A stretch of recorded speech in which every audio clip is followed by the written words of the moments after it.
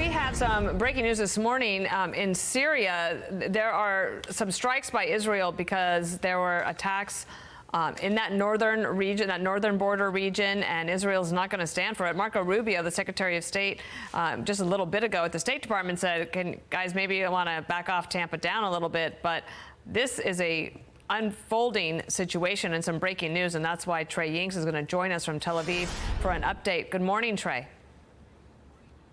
Yeah, hey, Dana, good morning. All of these Israeli strikes taking place in response to violence that is erupting in the Sweda province of southern Syria. There is a Druze population in southern Syria that is supported by the Israeli government. So when violence erupted there earlier this week, the Israelis began to carry out a series of airstrikes against Syrian government tanks that were approaching the city. There was concern that they would participate in the fighting that was being done between the Druze and a Syrian Sunni Bedouin tribe.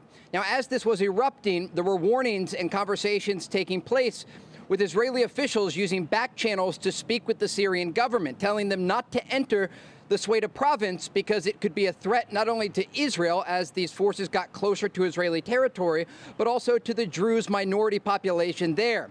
Whenever the government forces continued forward, the Israelis decided to launch a series of airstrikes today against the Syrian capital of Damascus, targeting not only military headquarters in the capital, but also a position within the presidential compound, right next to the presidential palace. Now, we do know that the U.S. Special Envoy to Syria, Tom Barak, has issued a statement condemning the violence against civilians in southern Syria and urging de-escalation. He praised the Syrian government for putting out a similar statement condemning the violence, but indicated their actions and words needed to match.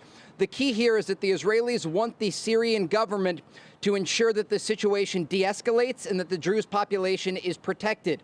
At this point, based on the videos that have circulated online over the past 48 hours, the Druze population is not being protected, and that is the reason that you saw these Israeli strikes earlier today. But again, the latest information that we have, the Israeli Air Force has conducted a series of airstrikes against positions in the Syrian capital of Damascus, targeting government-linked positions there.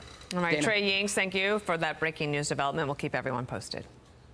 I'm Steve Ducey. I'm Brian Kilmeade. And I'm Ainsley Earhart. And click here to subscribe to the Fox News YouTube page to catch our hottest interviews and most compelling analysis.